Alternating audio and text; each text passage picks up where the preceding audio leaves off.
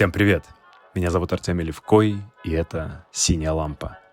Подкаст, в котором мы обсуждаем культуру и политику с ярчайшими представителями русскоязычной миграции. Наша сегодняшняя гостья — Екатерина Шульман. Тема выпуска — «Как изучать закрывающуюся страну. Политология в эпоху официальной секретности, искажения данных и пропаганды». Беседовать с ней будет Михаил Рохлиц, профессор Оксфордского университета и специалист по российской политике и экономике. Эта встреча прошла в Оксфорде 21 июня 2025 года. Приятного просмотра. We are truly honored to be joined by two of the most experienced and thoughtful analysts of Russian politics tonight, and please join me in welcoming them both.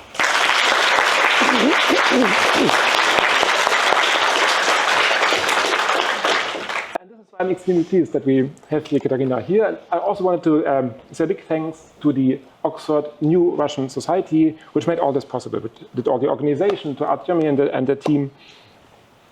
Yeah, so Екатерina is one of the most well-known Russian political scientists.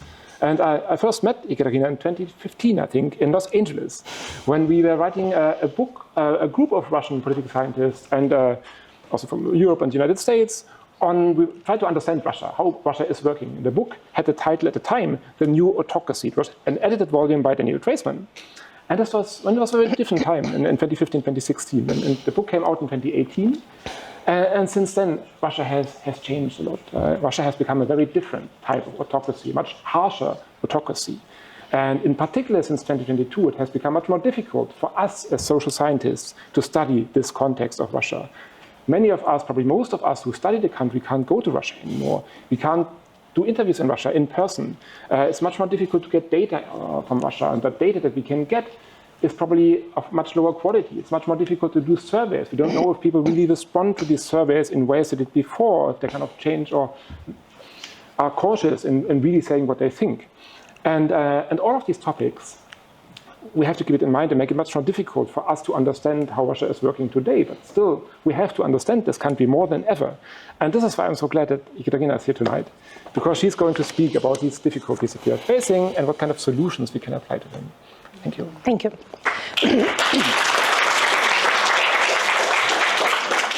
So the subject we are going to talk about today is how to study a closing country. The situation that we Russia watchers and Russia experts and political scientists studying the region found ourselves in is indeed complicated. We are all the time asked the question, how can you even know what is happening in Russia if you have last been there 3 years ago? That's a very popular kind of question that you get.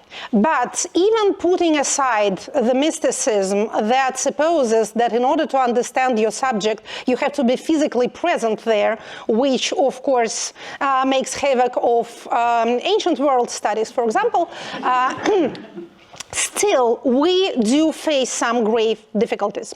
Not only, as Michael has noticed, we are no longer able to go to the country. We are unable to conduct any sort of scholarly work there, even in absentia. We are less and less able to engage agents on the ground in whatever capacity, because it's dangerous for them to communicate with any sort of foreign entities, to say nothing of so-called undesirable organizations, to communicate with whom is a criminal offense, or foreign agents which spread, plague at a touch. If you are in conversation or in any sort of public communication with a foreign agent, then you have a fair chance of becoming one yourself some next fine Friday. But this is just part of our difficulties. The problem of growing and spreading official secrecy has not started in 2022. Even before that, the scanty fruits of short-lived Medvedev's modernization have been dying out. Let me remind you, those of you that have already forgotten, and that is a very much forgotten era, that during the 4 years of Medvedev's presidency, the official slogan was innovation, modernization, transparency, and something else. You see, even I can't remember all the 4 I's that were that constituted this official slogan, but this period coincided with the growth and flowering of the Russian internet technologies. So Russian web, the Runet, was then already highly developed technologically and yet more or less free from official constraints and governmental oversight. So those were the days indeed. In that period, 2008-2011, it became obligatory for state services, for the ministries and federal agencies to publish a lot of information online. They became more transparent. It was at that period when, for example, state servants above a certain level were obliged to publish their tax declarations. It's a thing that now is weird even to remember, but then it was a reality. Starting 2012, the conservative turn that Russian politics have taken with the return of the president to his accustomed place have also influenced this degree of official transparency. So this is to say that our troubles have not started with 2022, but of course, since the beginning of the war, situations have been deteriorating quickly. Just a few facts to assess the amount of the damage. Over the past 3 years, approximately 900 official data sets have been removed from official Russian resources. Again, this is not some information by NGOs or by independent journalism, investigators, or the like. These are the data sets that were made available, but by Russian state bodies, ministries, agencies, services, and the like. Since the start of the war, month after month, more and more information that used to be available became secret. For example, starting October 2022, energy consumption and production indicators have been taken off online. Detailed import-export data is no longer available. Electricity production and consumption has also been made unavailable by the Ministry of Energy. One wonders why. One wonders why. Why? Because consumption of electricity is one of the simplest markers out there of the increase or decrease of industrial production. Specifically, aluminium is basically solid electricity. So if you have an increase in production, for example, in your military industrial complex, your electricity consumption rates will be increasing as well. Or if you are faking it, they will not be increasing that much. I suspect that for the very same reason, the Russian railroads have stopped publishing the amount of whatever they are transporting, because this would also show both the volume and the direction in which the goods and materials are going. Then, the above-mentioned financial disclosures and income declaration of state officials unavailable for reasons of security, of course, so that the enemy doesn't get to know what their families are and what do they own. And last but not least, which perhaps is the saddest sign for me, all kinds of demographic data becomes less and less available. First, mortality data became classified. Causes of mortality and regional mortality. Why? Of course, to prevent the world and the country itself from seeing the military losses, the extent and the distribution of military losses. Then also, birth rates became unavailable. Why? In order not to scare the population with the amount of success of the state demographic policies, of course. As we speak, even as we speak, Rosstat is taking down its basic online database. Those who know, know. I will not trouble your ears with the complicated Russian abbreviation. But again, this is one of the basic sources of an actual knowledge about the country. They say that it's for technical reasons, site under construction, etc. But there are grave fears that the information will not come back. It will not become available. Upon, for example, attempting, as some of my colleagues are trying to do, to download information, it appears that a lot of it is non-downloadable. I remember how even before the war, the Central Electoral Commission has introduced such technical amendments to its site and the connected database as made it impossible to download the, again, publicly available information on the way people vote. It ought to be public. They couldn't close it down, but they made actual parsing difficult.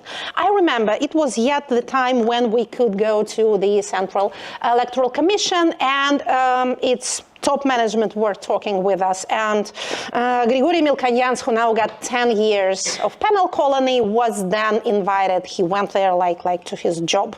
Now he was there every week, and he was an expert who was listened to. And so we went in a group to protest against this impossibility of parsing the data from the website.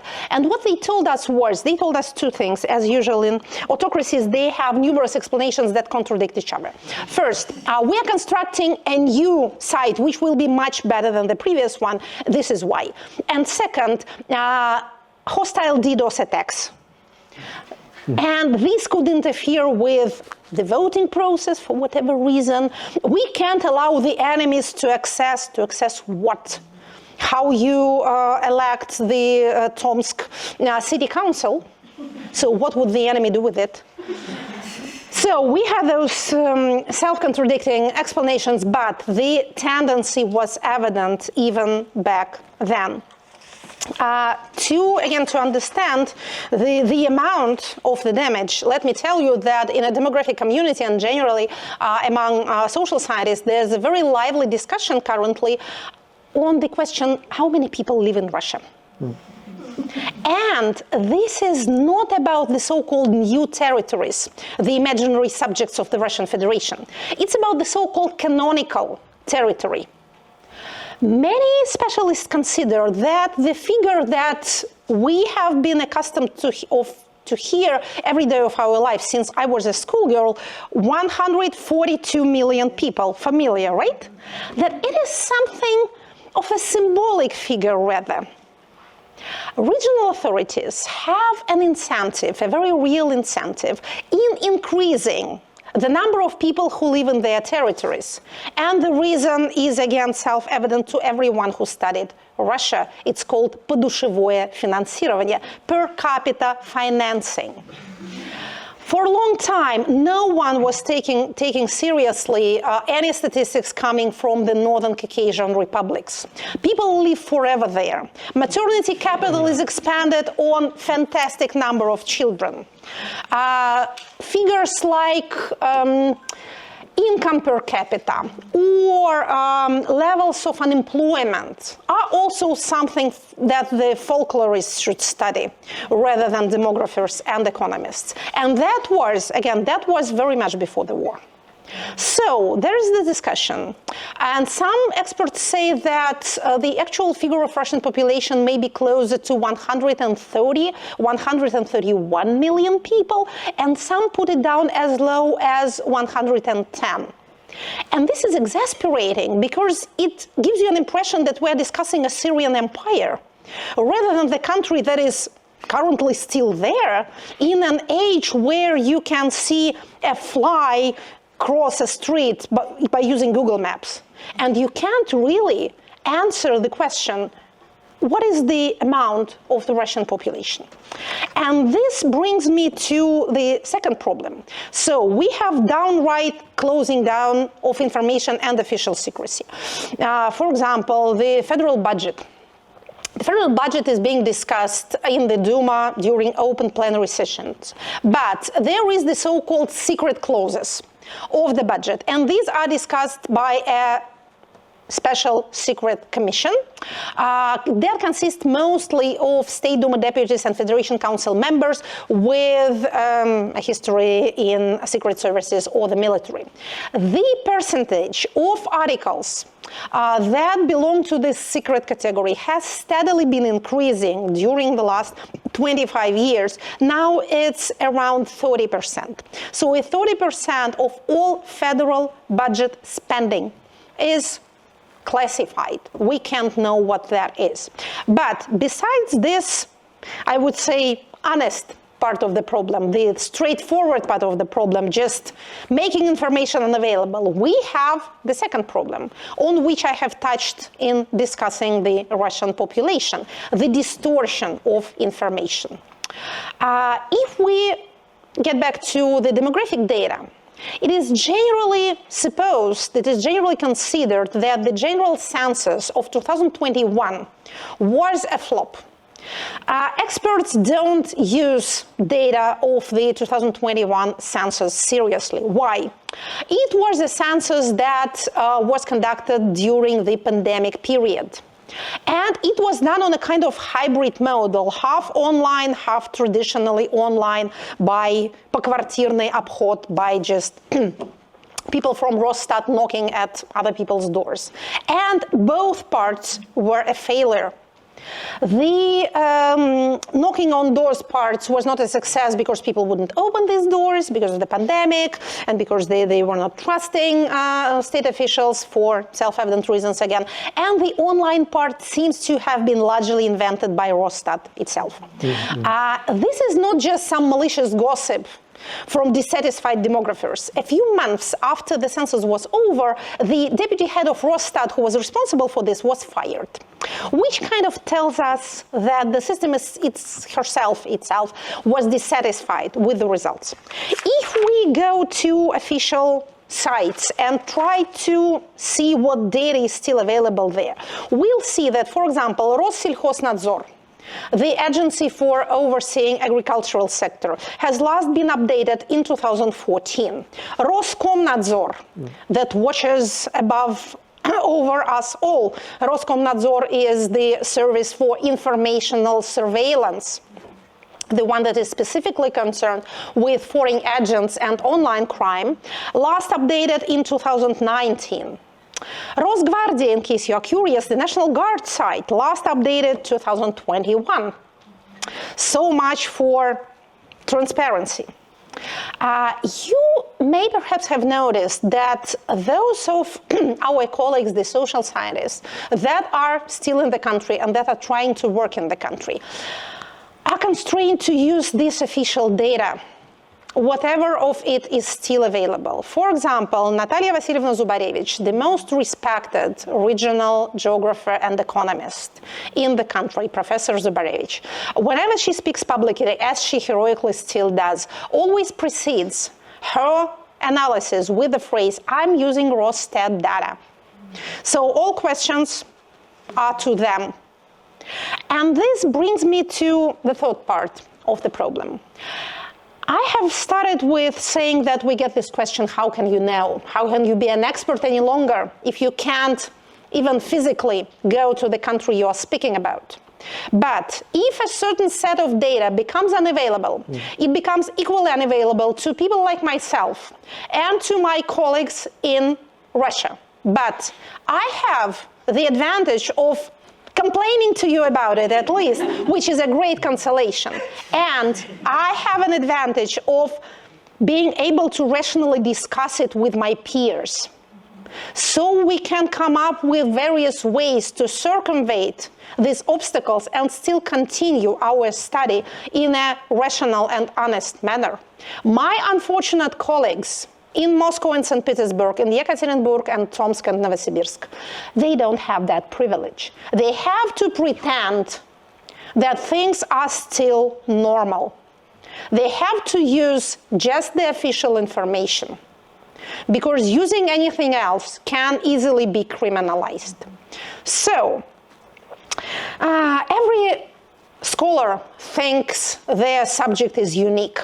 We Russians tend to think of our subject as the most unique in the world and also the most mysterious. Small thanks to Mr. Churchill for coining the phrase about Russia being this enigma wrapped in a mystery inside a whatever. All this is very flattering indeed, but Russia is no more mysterious, no more unknowable than any other authoritarian model. As an autocracy, it's pretty banal. The world is filled with personalist autocracies who do more or less the same thing: concentrate resources, monopolize power, try to control the public sphere, and distort data. Somebody said, I wish it were me because it's a good formula, that the dictatorships of the 20th century were 80% violence, 20% propaganda, and now it's the other way around. Of course, 20% violence becomes 100% if it falls on your own particular head, but still, propaganda and distortion of information and secrecy and concealment play a large role in maintaining authoritarian rule of today. So, our particular subject can be studied by means of scientific analysis.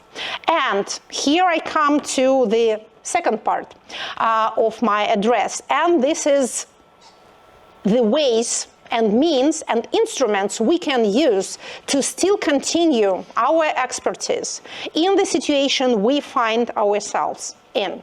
So, you can't visit a country, and you cannot, and if you would take my advice, you should not be dependent on insider sources. Even in previous time, I myself was highly suspicious of them. I was more fortunate than many of my colleagues in my choice of a subject, because I study legislative process. So basically what I do is read a lot of bureaucratic documentation. I didn't need sources in the first place, although I was in the State Duma for most of my professional life in various capacities when I was working there and visiting it regularly when I became an academic and teacher. But still, I don't think that whatever your particular field of study is, you should put your trust in princes. You should put your trust in your friends on the other side. First, they can lie to you. Second, they can intentionally disinform you. But thirdly, and most importantly, they may not have a clue themselves. An insider, be he as high positioned as you can get, only sees their own particular angle of reality. They, more often than not, how do I put it mildly, they are not scholars. They're not intellectuals. They shouldn't be. We love them for different reasons. But they very often don't exactly understand what's going on. They prefer, when you ask them questions why this thing has happened, they usually give you a personalized answer. Because guy named X quarreled with guy named Y. That is all very well and useful, and it makes colorful headlines, but this is not scholarship, and this is not science.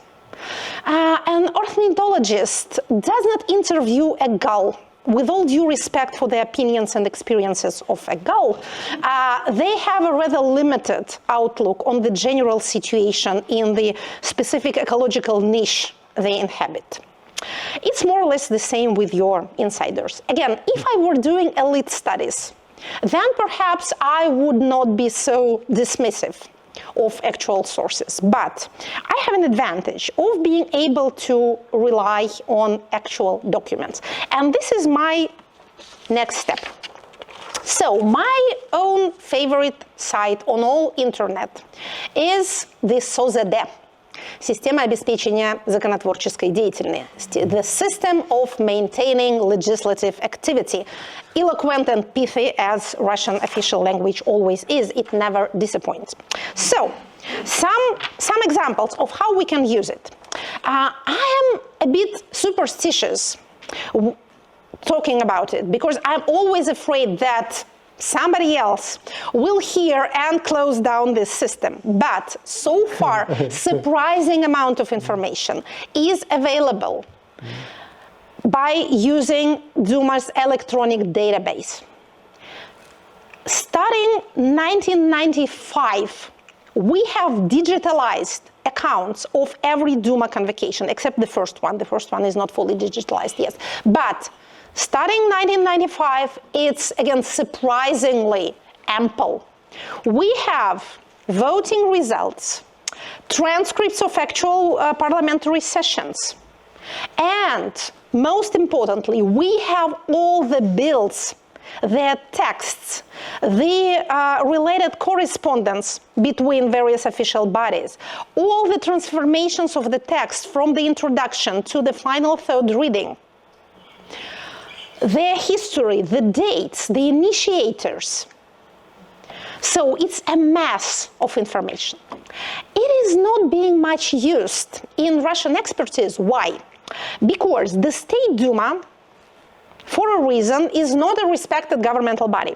It is supposed to be not an independent or significant political actor, but just a rubber stamp.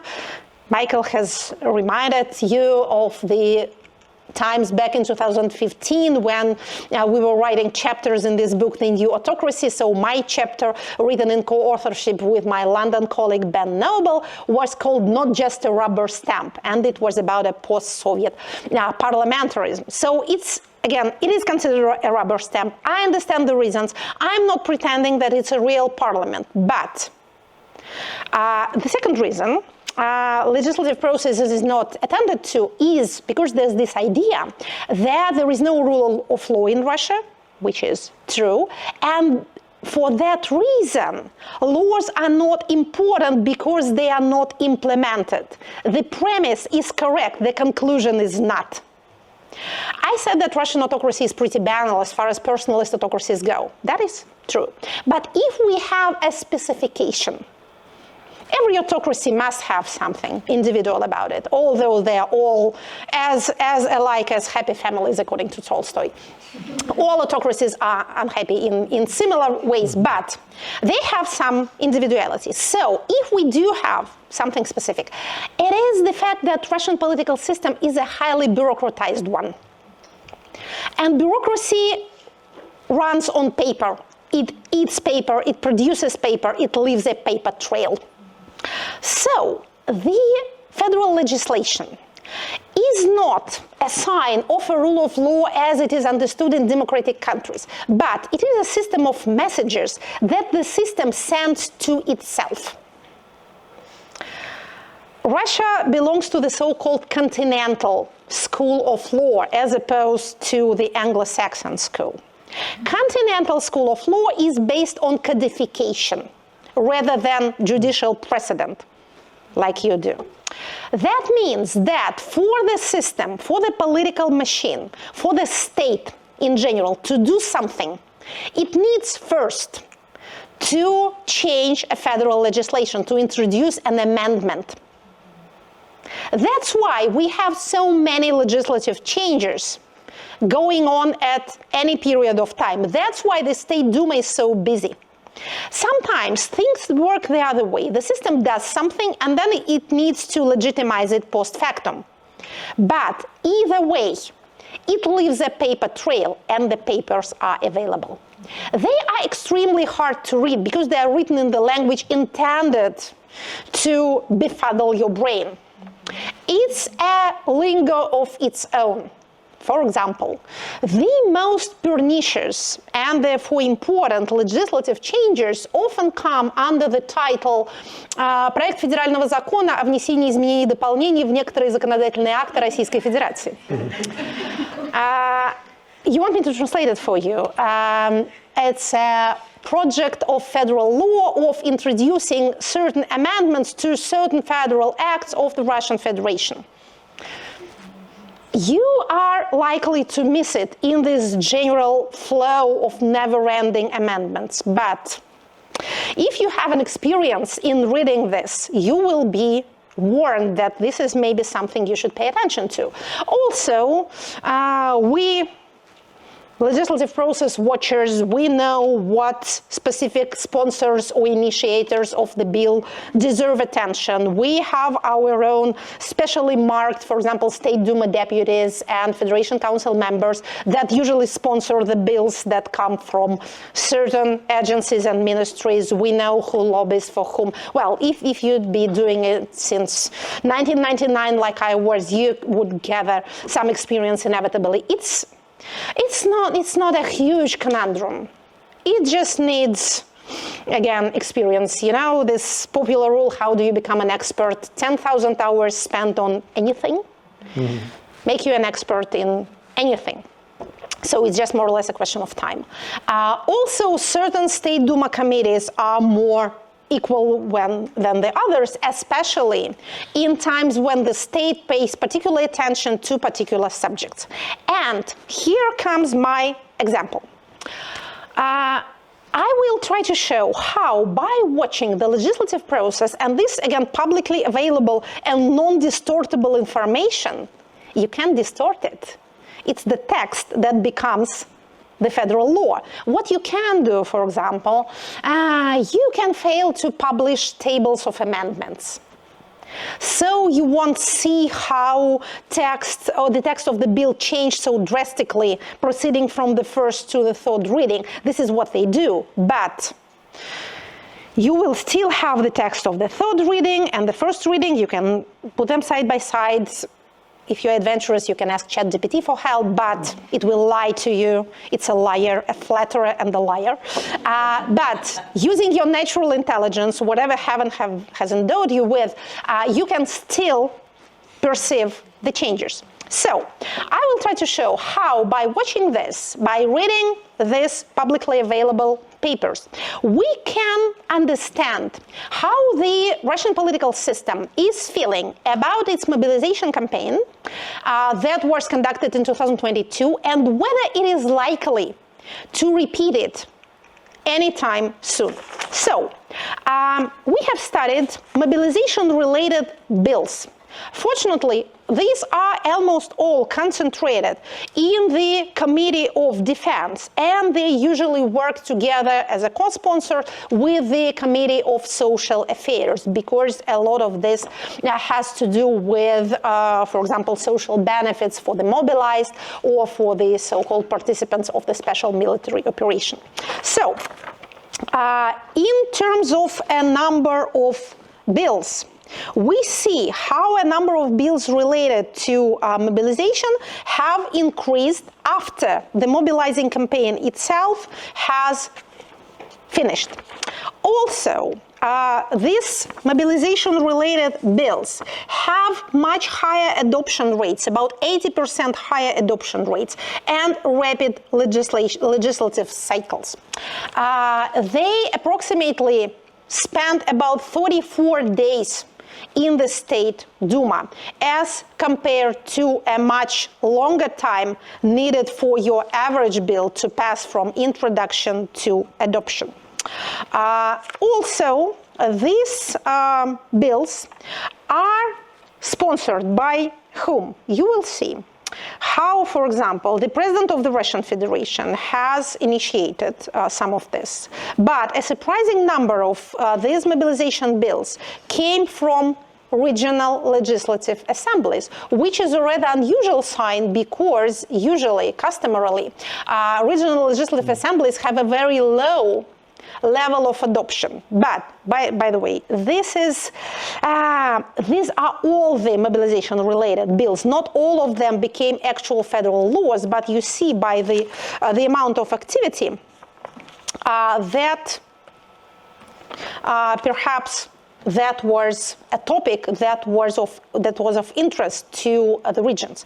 These are the successful initiators. So most of them came from senators, certain specific State Duma members and senators, and also from the government of the Russian Federation. Some details that can tell you what the system thought of the mobilizing campaign. Let me remind you that the so-called active phase of the partial mobilization lasted. Can someone recollect how long did it last? It started on the 21st of September 2022. How long did it last? 3 weeks. Yes. I suspect you've been listening to me previously because, or you've been watching Russian internal politics really carefully. Yes. I also had an impression that it lasted like for months because it played havoc with the Russian society. It increased the levels of anxiety as measured by the Public Opinion Foundation up to 70%.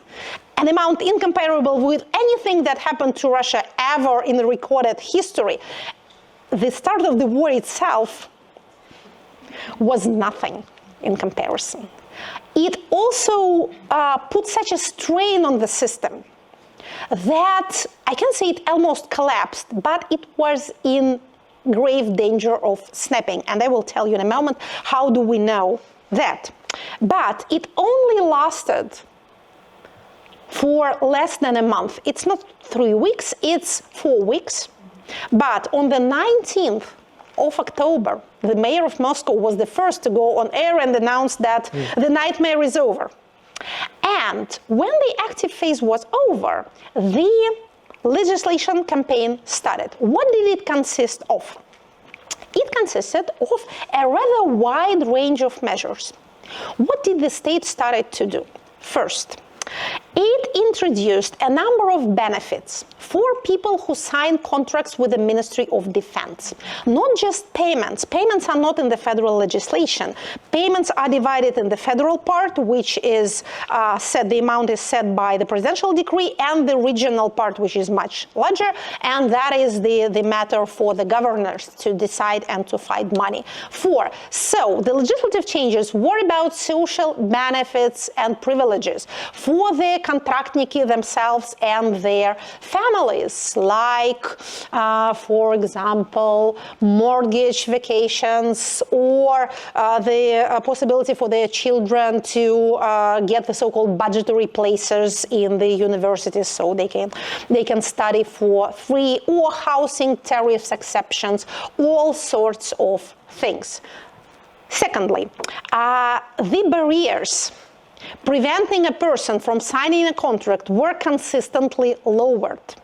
There were previously certain, there were certain things you have to be in order to be able to sign a contract. You had to serve in the army for a certain period of time. You had to have higher education and the like. These were taken down, as I said, consistently until now. At the moment, you only need to be 18 years old. That is all. So, no obstacles at all. At the same time, the top age for being on the army contract was also raised. You are perhaps aware that this partial mobilization period is not over because there is no presidential decree that says it is over, and until it is not, it still goes on. That means that people signing the contract with the Ministry of Defense can't annul the contract on their own initiative, so it's practically timeless. And that also found its way in the federal legislation.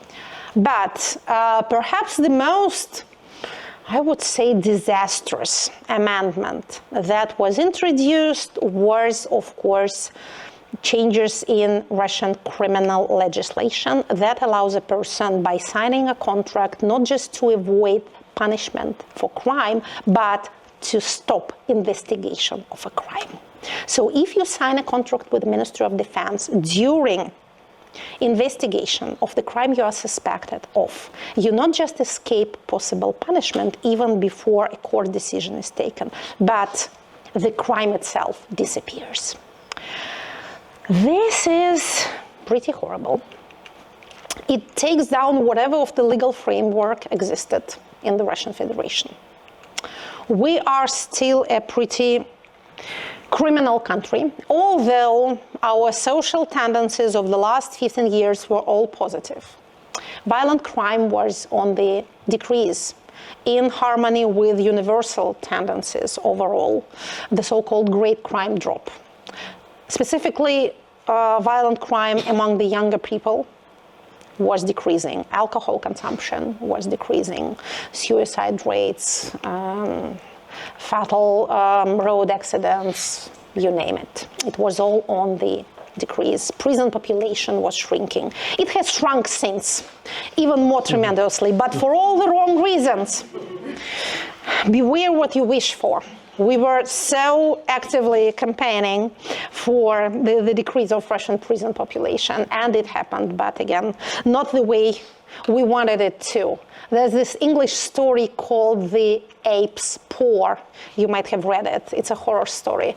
It's about an artifact that grants you your wishes, but in a way you wouldn't like to see. So this is more or less what happened in this particular sphere. But coming back to the legislative activity connected to mobilization, there was another detail that I promised to share with you. And it shows how the system itself assessed the mobilization that was partially over, that was partial and partially over. There was a new clause introduced into the Russian Code of Administrative Offenses that specifically targeted legal bodies and people occupying official positions for non-compliance with mobilization activities. What does it mean? It means that there was, if not downright sabotage, at least enough of official passivity that necessitated the introduction of a new criminal offense. So, taking all this, and yes, look at this slide. This, I think, is one of the most eloquent one. Here's the period from autumn of 2023 till autumn of 2024, when the maximum legislative activity connected with mobilization was going on in the Duma. This zero amount is, I think, just parliamentary vacations, but what does it tell us? It tells us several things. First, these 4 weeks of mobilization were considered, again, not by us, not by some pernicious foreign agents speaking from abroad, but by the system itself, as a dangerous experiment. There was a certain amount, a significant amount of, again, dangerous governmental or regional or municipal passivity. So perhaps officials on the ground were not too eager to send their neighbors and perhaps relatives to certain death. Third, the system, realizing this, set itself to invent an alternative toolbox of instruments that will allow it to replenish its stock of fighters without resorting to the dangerous instrument of mass mobilization.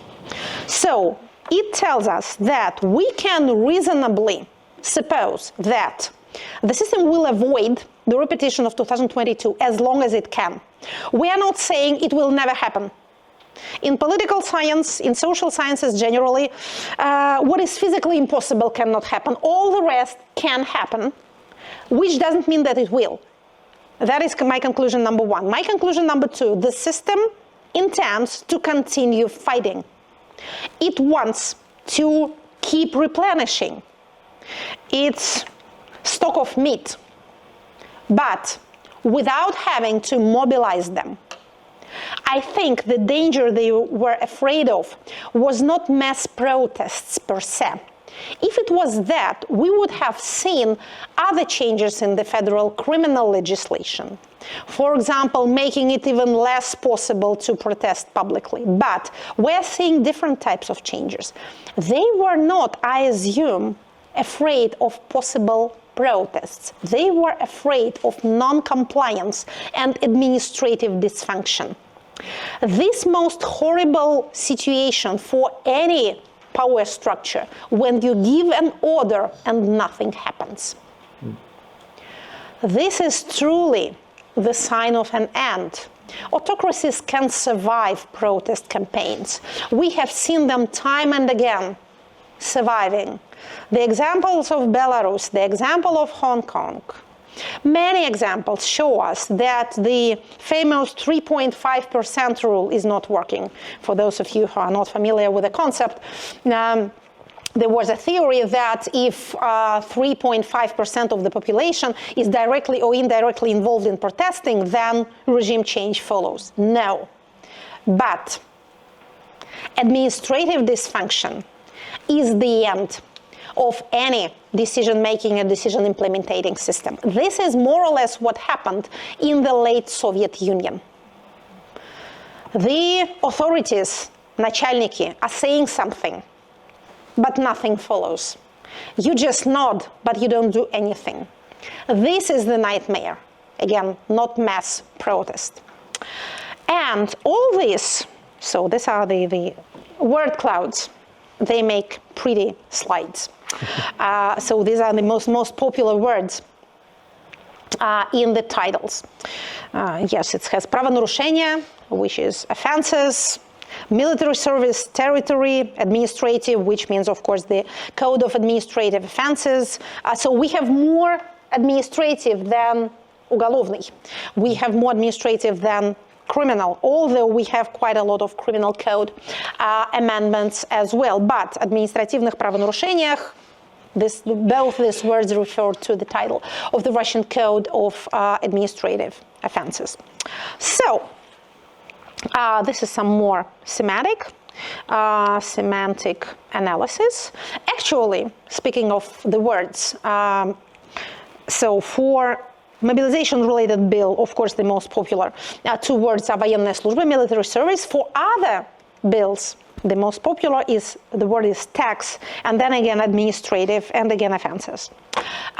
For the record, the most often changed pieces of legislation in Russia are the Code of Administrative Offenses and the tax code.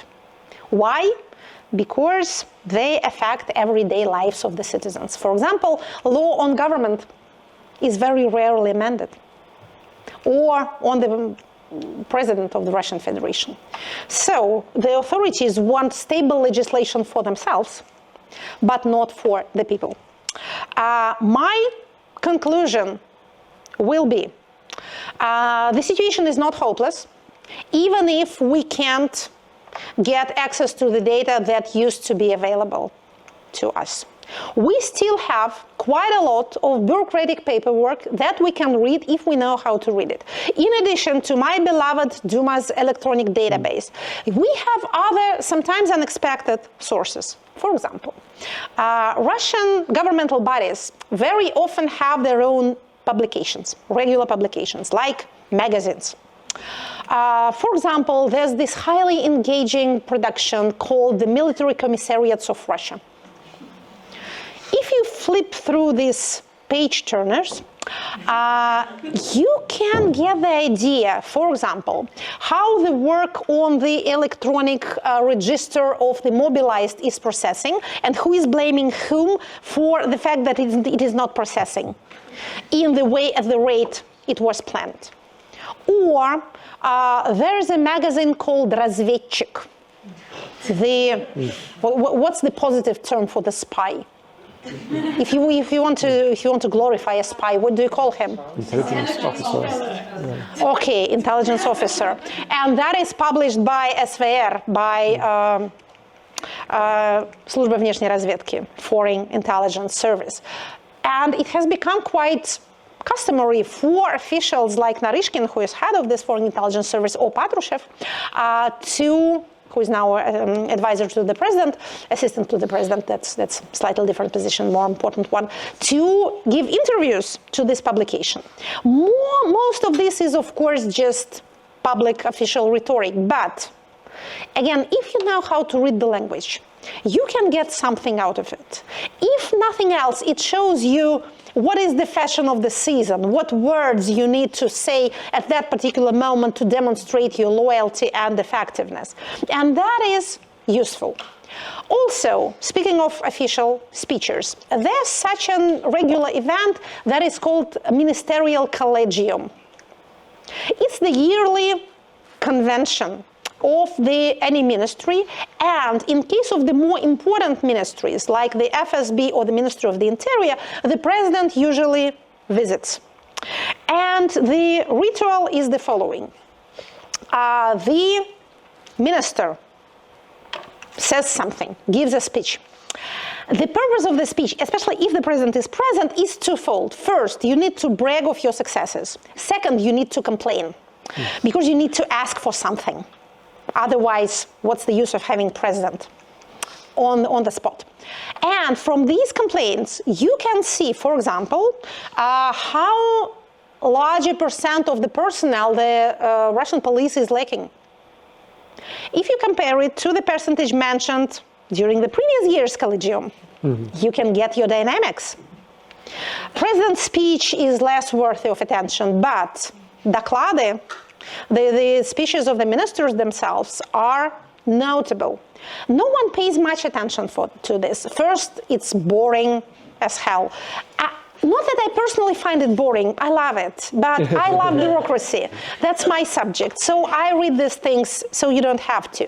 My point is not to glorify my own particular expertise, but to tell you that our subject, modern day Russia, is no more mystic and mysterious and unknowable and then whatever than any other subject under the earth. It can be studied, and it should be studied by rational means and instruments. And we should not be organizing undercover campaigns in order to listen to what the president is whispering in his sleep. You won't be able to do it. And if somebody tells you they will help you, they are deceiving you. But we still can use publicly available and verifiable information. The difficulty, not the difficulty, the task is to be able to analyze it in order to draw realistic conclusions. Thank you very much for your attention, and I'll be ready to answer your questions, if any.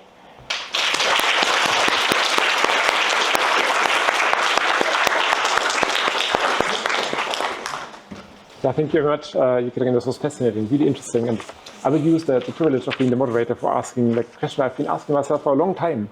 So we've been speaking about social scientists to try to understand Russia.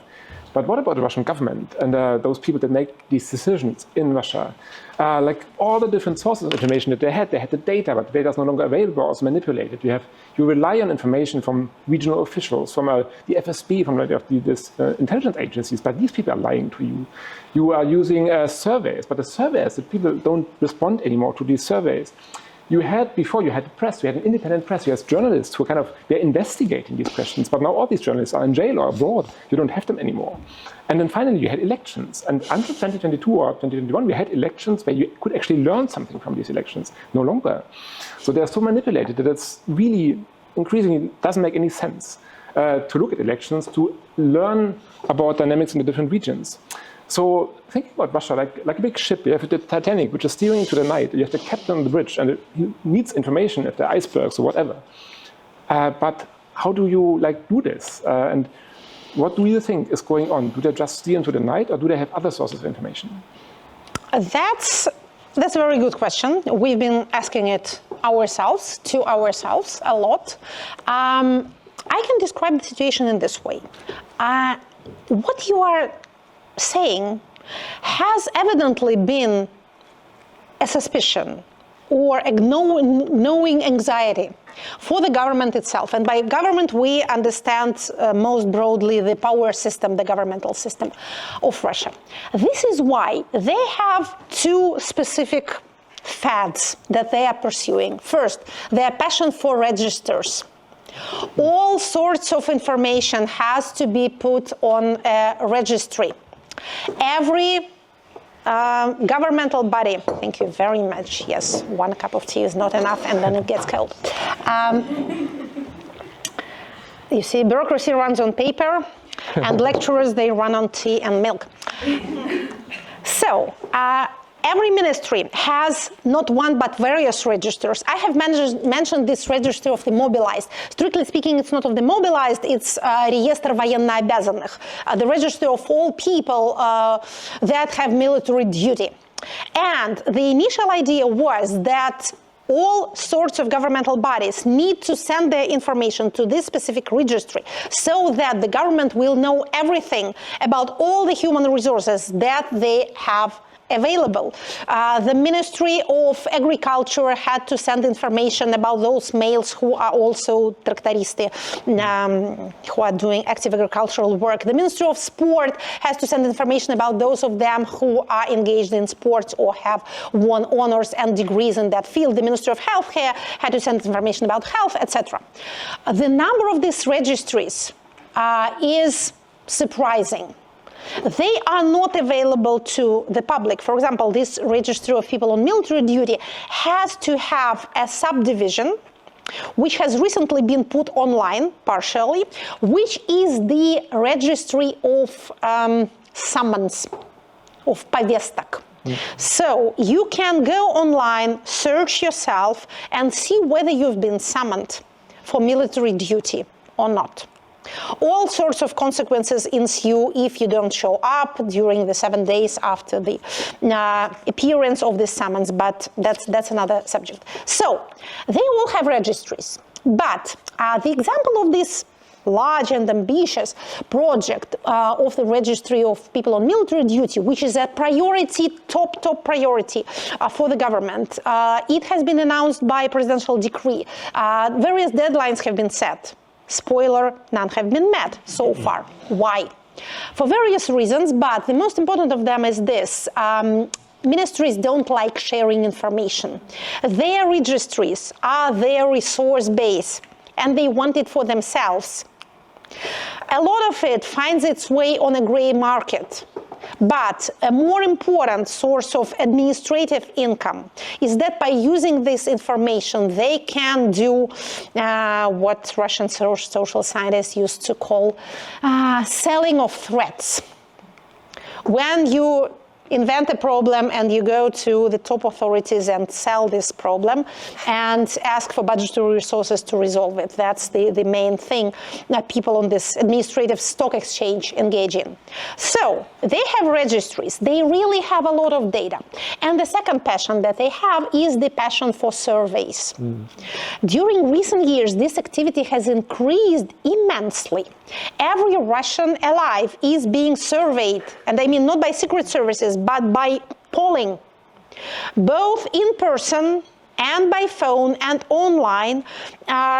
Sometimes it's done by ВЦИОМ in a normal polling manner. Sometimes it's done on the working place or in the universities and colleges and schools, etc. The questions vary. It's interesting to watch how they change. I get sent these things a lot. People send me things for whatever reason. Oh, all sorts of things. And it's, you know, it's kind of heartbreaking because they know I can't help them. They know I can't influence Russian policies, but they want to put this letter in a bottle and throw it to the sea in the hope that at least human eyes will read it. So that is not an answer to your question, but I'm coming back to it in a moment. So the authorities do have enormous amounts of various data, but as you have very justly remarked, a lot of it is a lie. Whatever comes from, say, regional authorities who have incentive for distorting information can be doctored, to put it mildly. Whatever people say during surveys is just a demonstration of loyalty.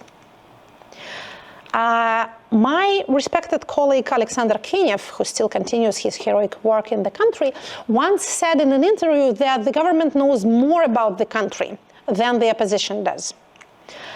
I would put it a bit differently. The government has, of course, much more amount of the information, but two problems. They won't share it with each other, and second, I don't know if they're able to analyze it.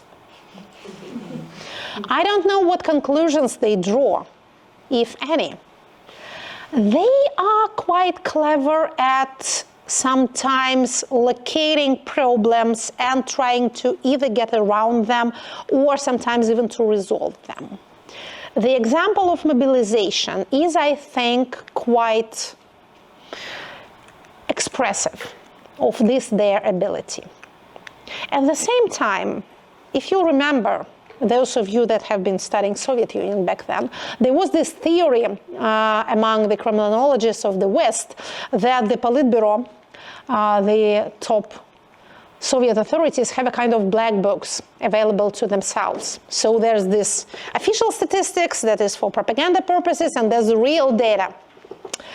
And that the authorities know what is really happening with the Soviet Народное хозяйство, people's economy. When Soviet Union collapsed and archives became available for a short period of time, it appeared that there were no black books. They were consuming the same data they were feeding the population. I don't know whether the case is different at the moment, but I have grave doubts as for their ability of the authorities to actually understand what this data tells them. And problem number 3, even if you have drawn the right conclusion, for the approval of the more important decisions, you have to go to a person who is not given any information that can affect his spirits or darken his mood. So you go with one picture of reality to him if you are fortunate enough to gain an audience, and there you meet a person who lives in his own very special reality. So even if you have all the correct data and you have drawn all the right conclusions, what's the use? This is autocracy. This is the curse of authoritarian rule.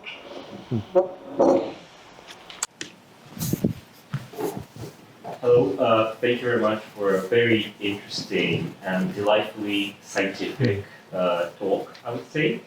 And it was very interesting how in the end, in your reply to the first question, you mentioned registries and databases. And I think that now the topic of like digitization and data gathering has surfaced its head in this green and pleasant land as well. There was a lot of talk about digital IDs. The UK currently does not have any central ID cards, and now there is talk of introducing them. But I guess we assume that the UK is a democracy, so the question would be, would you see that this kind of increased communication and data gathering is a slippery slope, which will mean that one sunny day, countries will get more power to do something to you, like send you a summon in Russia? Or would you say that there are some fundamental premises that do basically allow these data to be used for good only? I'm not here to scare you with the technological dystopia. But yes, Britain is a democracy, bless its heart. On the other hand, for the number of surveillance cameras per square centimeter, London can compete with Moscow, this motherland of surveillance. It's a dangerous slope because, well, the question is not how much data is available to this or that governmental agency or to the government as a whole. The question is, what can they do to you using the information that they possess? And that's where democracy comes handy. In Russia, there are no obstacles of using whatever data the government possesses to hurt its citizens. And we don't just enjoy this borderline totalitarian pleasures, we also have a wild and unrestricted capitalism which allows the free sale of the data on the gray market. I don't know why we call it gray. It is not hiding anywhere. It's just in your face. So I'm not here to advise the happy citizens of the United Kingdom on how they should conduct their affairs, but guard whatever you have of your checks and balances system, and beware of the term effectivity when used in conjunction with state services or governmental rule or policy. Effectivity is a term that comes from business management. Government works according to different principles. It should not strive for speed and effectivity. Effectivity means maximum profit for minimum investment. The government guards peaceful and lawful activities of its citizens. It should not be achieving goals. I know that it sounds boring, you can't put it on an electoral slogan, but the healthy principle of any government is that one more day is over, thanks to God. That's it. People have goals. Companies have aims. Commercial structures have KPIs. Government should not take that much onto itself. It's dangerous because, philosophically speaking, it contradicts the principle formulated by Immanuel Kant. No person should be a mean, because everyone is a goal for themselves. So the government should not be using people to achieve goals. The government should be guarding people to do whatever they think they should do. So these instruments are just instruments that should be used for this one and only purpose. Fortunately, here on this blessed island, you prefer a smaller government. You don't like your governments to be too ambitious. Although we all know these days we want our politics to be spectacular. Germans used to love boring politicians. They were distrustful of rhetorics and, riveting shows for a reason. But the situation seems to be changing, and I don't like that. I also prefer my politics boring. As you know, I'm a fan of bureaucracy. So let us hope that the checks and balances and other instruments of a developed democracy will prevent these technological instruments from being used against the just freedoms and rights of the citizens. Yeah, thank you. That was an excellent question, just like 2 seconds, because we're writing a book on this exact topic as well. Russia is not yet there, but if you look at China and some regions of China, and Xinjiang in particular, it's a proof of concept that it works, that you can have complete totalitarian surveillance in a region, and there's no politics, nothing possible anymore. So it's a real risk. It's a big risk for Russia, but also for our societies.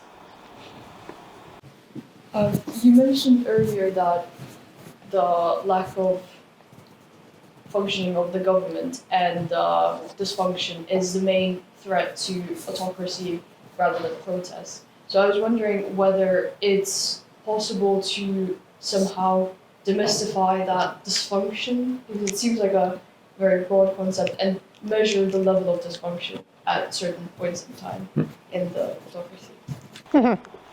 I'll try to elaborate this concept. So, in the most simple terms, dysfunction is what I have described it to be. You give an order, nothing happens. Things like, for example, technological failures or housing disorders or whatever, whenever there's no electricity in a large region of whatever city, or the transportation doesn't work. These accidents in themselves do not constitute administrative dysfunction. They happen, and people understand that they will be happening. But the question is, how do authorities react and whether this reaction has consequences? You can have numerous, for example, multi-apartment buildings freezing in winter. It happens. But you need to have a mayor and the governor and an investigative committee in place immediately. They will be taking measures, there will be TV news, criminal cases will be opened. Russian authorities think that any ill can be remedied by the application of a timely criminal case. This is official reaction. And in time, they do something to actually solve the problem. But if there is no official notice, or if there is official notice and then nothing happens. If, imagine, Moscow subway stops working for like 3 days, and then it starts operating again, and then breaks down in another couple of weeks. This is dysfunction. Or remittances in payments of pensions or salaries to governmental servants, and these become regular. This is the sign of dysfunction as well.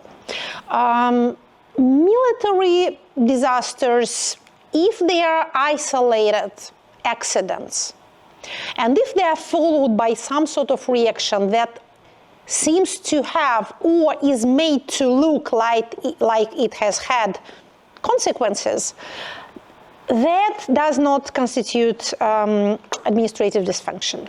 When officials start saying different things or bickering in public, this is read as a sign that things are not going well up there. Soviet and post-Soviet citizens have very sharp instincts that tell them when is the moment. So when the moment comes, you will know. But blowing up Crimean Bridge is not this kind of thing. The disruption of, let me put it this way, disruption of regularity, breaking up of a routine, this is dangerous. For example, I have mentioned this survey of anxiety levels ratings. You possibly are acquainted with this poll. It is published every Friday by the Public Opinion Foundation, Fond общественное мнение. We like it, we social scientists like it, because it's published every week. You can see long rows, so you can watch the dynamics, and the question itself is very cleverly formulated. It says, what is, in your opinion, the prevailing mood of the people around you? Not your mood, but that of the people. Because we are always as cool as cucumbers, but everybody else is just panicking out there. So, when, for example, in 2022 and partially in 2023, regular celebrations in New Year and May, during May festivities, were cancelled or annulled, that produced an increase in anxiety rates, perceived anxiety rates. Why? Is it threatening? No, not in itself, but it tells the people that something that used to be a custom and a routine is no longer possible. Therefore, ergo, situation is extraordinary. Something untoward is happening. This is the example of what would constitute perceptible administrative dysfunction.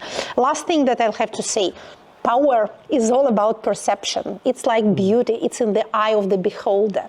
You can't violently repress every citizen of yours, and you cannot make your repressive mechanism work if people who constitute this mechanism no longer think you are in charge.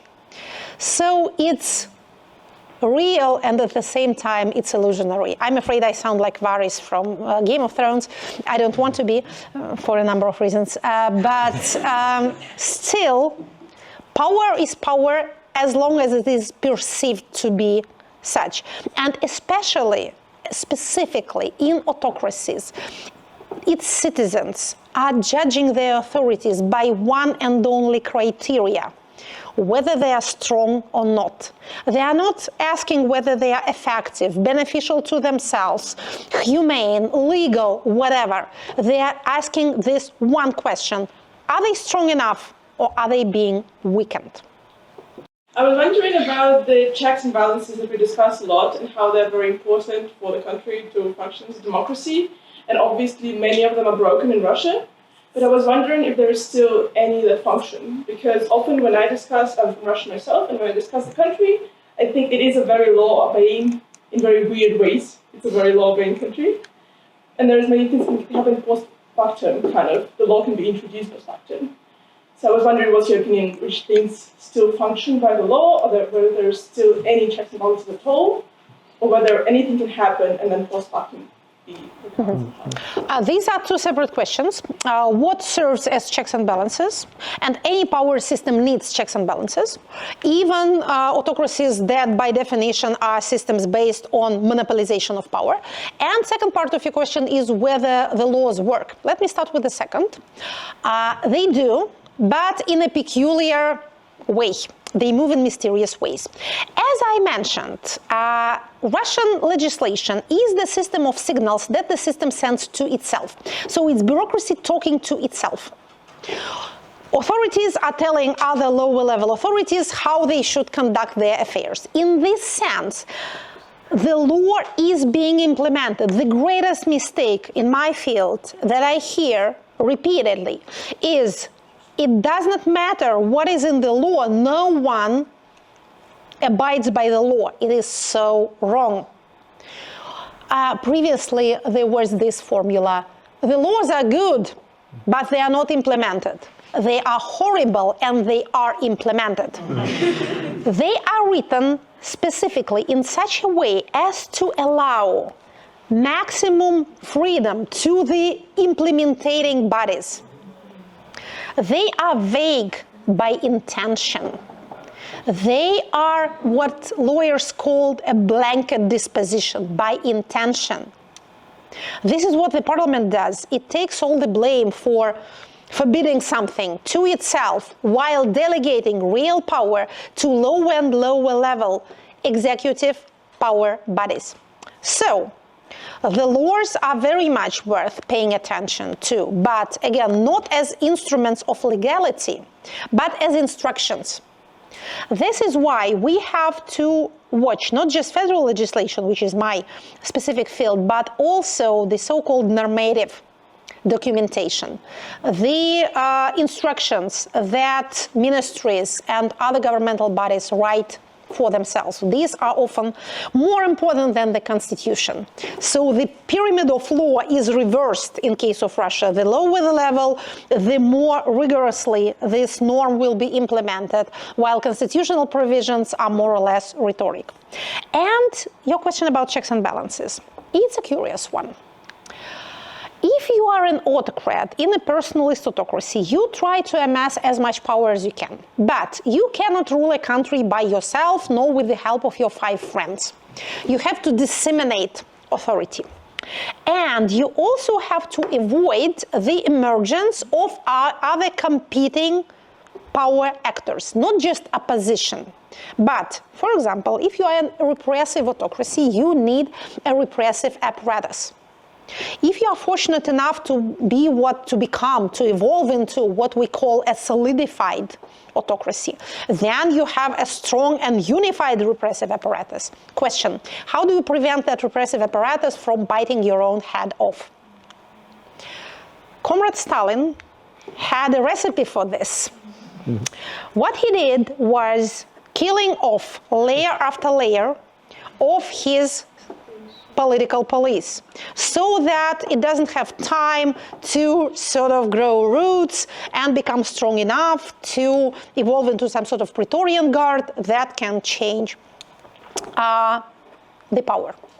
His other instrument that he used to a less extent, but his successors used it a lot, was breaking down of governmental bodies. Don't create a monster. Don't create a unified ministry of state security. You know who did this? Beria did this.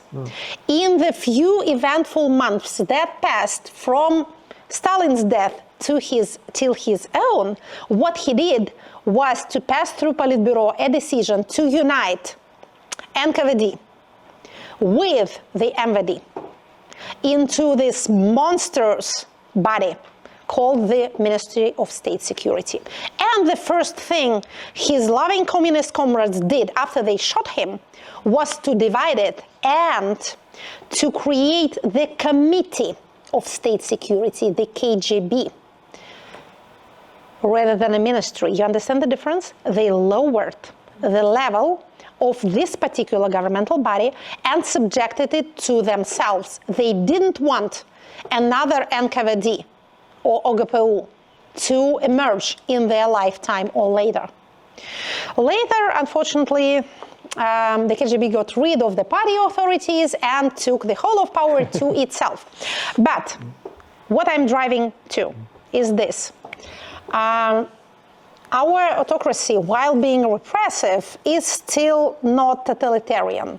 It still keeps to this post-Stalin agreement, according to which elite members avoid killing each other. Some people do fall out of windows. That happens, you know, accidents happen in the best regulated families, but there is no capital punishment, so there are no official murders. So the division of governmental bodies is still a thing, although the FSB is dangerously close to the Ministry of State Security. But the FSB is not a united body within itself. It's a curious construction. It's rather a collegium of departments. Its services, службы, are feudal territories by themselves. Their heads are mighty lords.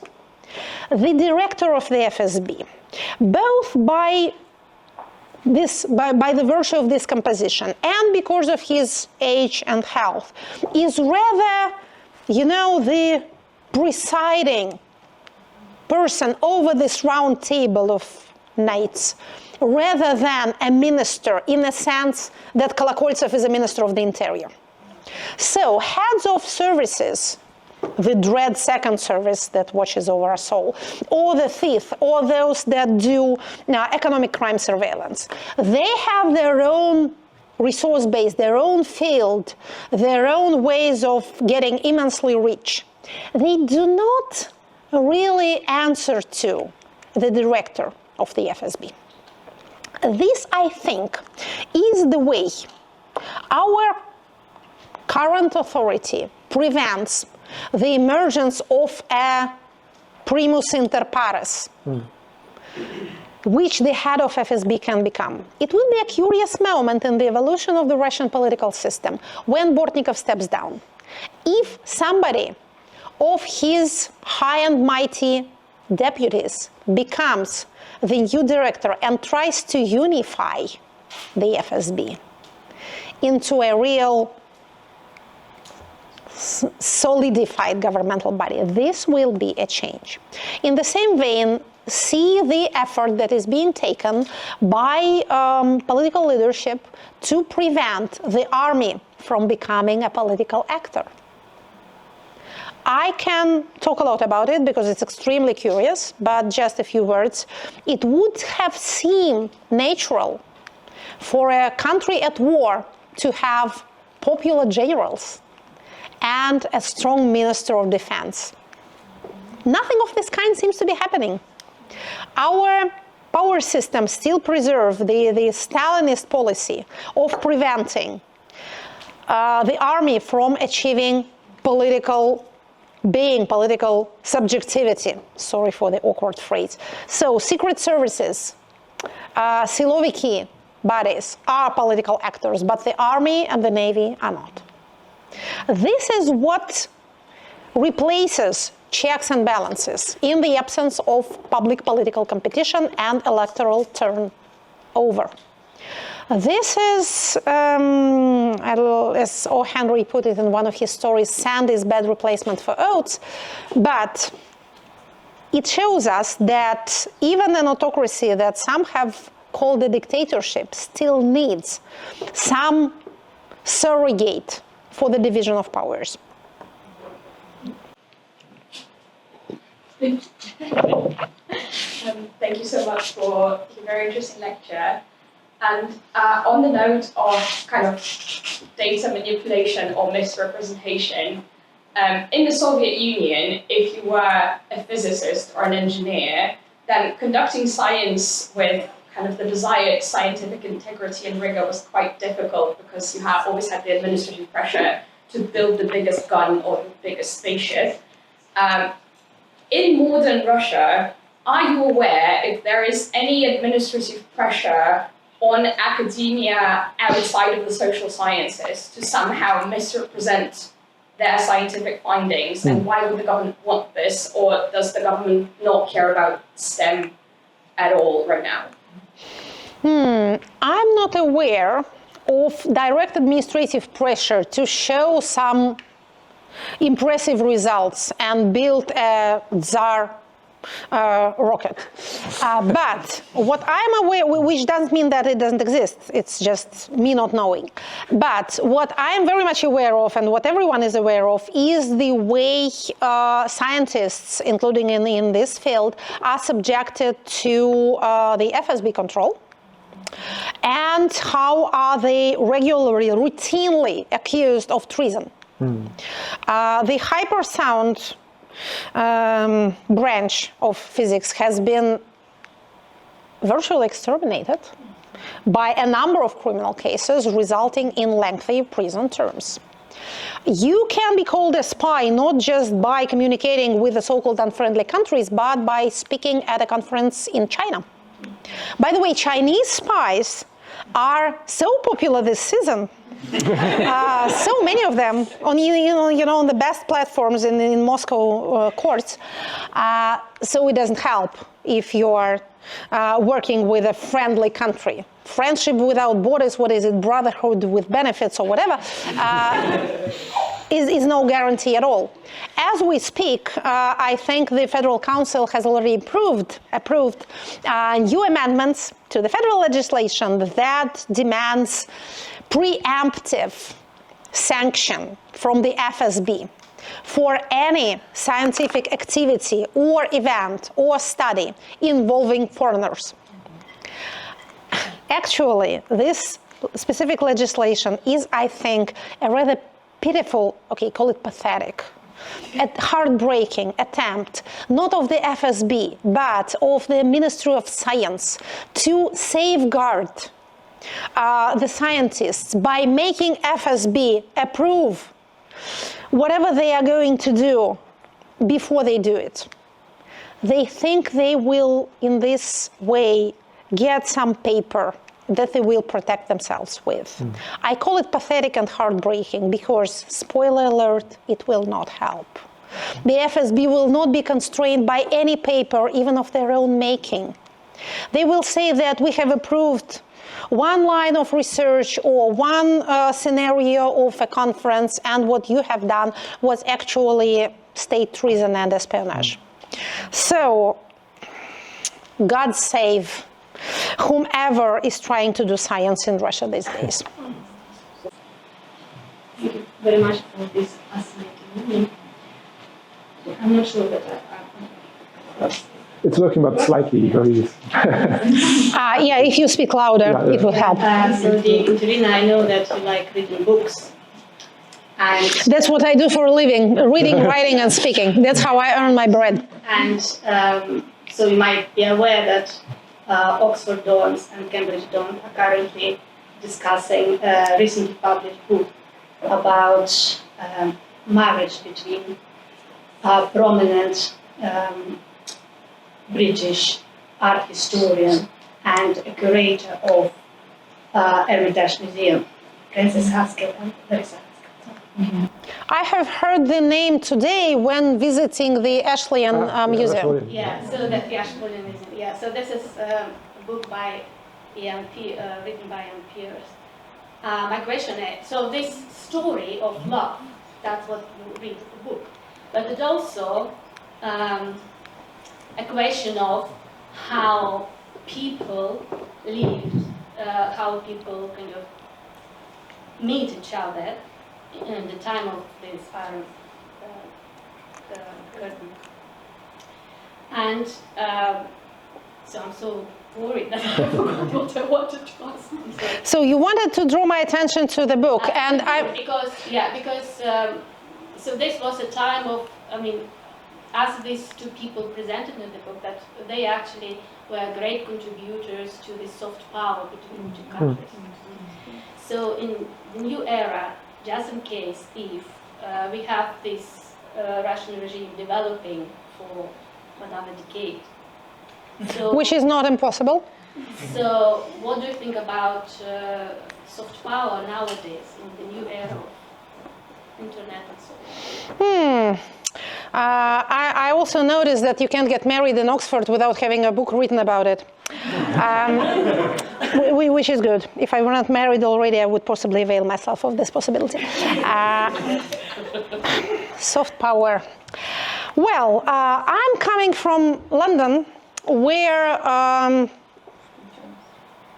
the day before yesterday, I was present at the Pushkin House Book Prize ceremony. This is an annual prize for the best non-fiction book in English on a Russian subject, on a subject connected with Russia. Pushkin House is exactly such an institution established in the 60s of the last century that aims to disseminate knowledge of Russian culture in the English-speaking world. And I think it's brave, almost heroic of them to continue carrying on their work after 2022, when the word Russian is not so popular for whatever reason, and you can't possibly put it on a announcement, on a public announcement, without incurring danger from both sides. You can have Russians trying to interfere with you, and you can have Ukrainians trying to interfere with you. So you are beset with dangers on all sides, but still they continue doing this. This demonstrates that, yes, I don't really know what soft power means, although I used to explain this term in one of my status programs, where I explain political science, social science terminology. But what I can perceive that these days, in the post-2022 situation, the Russian government can no longer use these instruments. Let them be satisfied with bombing their neighbors into loving them. They no longer have the soft power resource. It's somewhat a pity that Russian culture, in the broadest sense, from literature to food, is so attractive to foreigners. I've known people, marvelous people of high culture, falling in love with it, and they can't disengage themselves from this allure, no matter what Russia does. We have enough to impress humanity. If our authorities were a little less crazy, with the help of, I don't know, Chekhov and then Buckwheat, we could conquer the hearts of the every nation on earth, but we have not been using it much, even in peaceful times, although we had our moments, but now that is out of the question till the time of regime change in the country. But independent institutions, cultural organizations, brave and loyal Russian experts can still carry on this work, and they can demonstrate that Russia as a country is not synonymous with the administration of the day. We were there before them, we will be there after them. We are the civilization, the Cyrillic civilization on this territory in the northern Eurasia. So we will be there while there is still alphabet and people able to use it. We will survive the current sorry state of affairs. Thank you very much.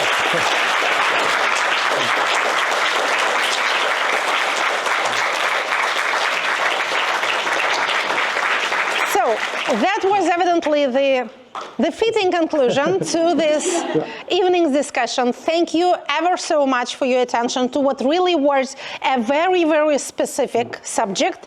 I was not aware that it's of much interest to anyone but myself. So I'm very glad to have had an audience today. Thank you very much. Thank you.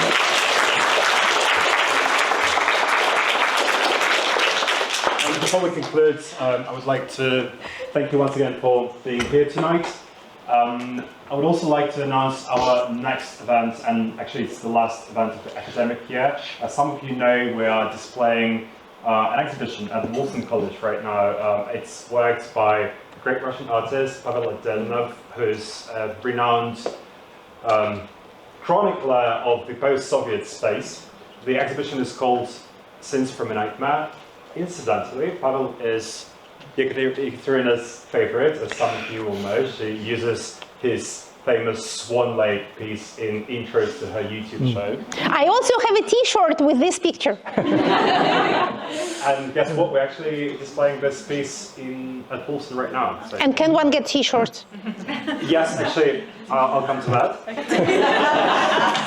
On the 27th of June at 6:30 p.m., we'll be throwing a little nice soiree to close the exhibition. The artist will be in present, so you'll be able to interact with him. And yes, we will be giving out T-shirts with Swan Lake signed by Pavel.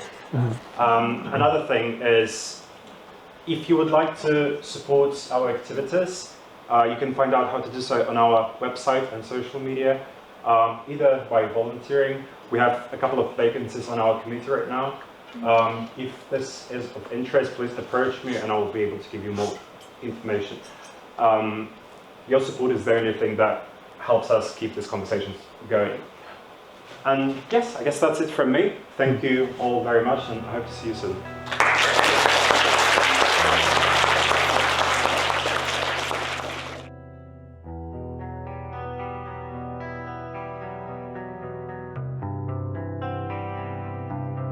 Маечка с хорошо известными публике танцующими космонавтами. Работа художника Павла Отдельного сейчас будет подписана и может быть получена тем, кто выиграет аукцион.